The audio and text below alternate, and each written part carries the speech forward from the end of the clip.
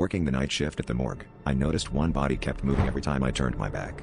At first, I thought it was just my imagination playing tricks on me.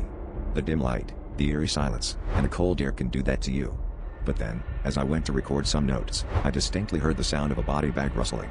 My heart pounded as I glanced back to see the bag in the same place, but slightly unzipped, almost as if someone had tried to claw their way out. I tried to shake off the fear, telling myself it was probably just the air conditioning causing the movement. Yet, as the night dragged on, the unsettling occurrences grew more frequent. Each time I turned my back, I would hear subtle movements, the kind you can't ignore. Finally, I decided to check the body more thoroughly. I approached the table, my hands trembling as I slowly unzipped the bag.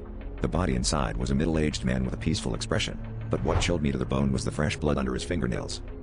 Feeling the panic rise within me, I took a step back and tried to compose myself. I needed to get through the shift. I turned to grab a pair of gloves, but when I looked back, the man's eyes were open, staring directly at me. The calmness in his gaze contrasted sharply with the terror I felt surging through me. I stumbled backward, my mind racing with a mix of fear and disbelief. How was this possible? I had personally verified his death earlier that evening. Desperate for answers, I reached for my phone to call for help, but the lights suddenly flickered, plunging the room into darkness.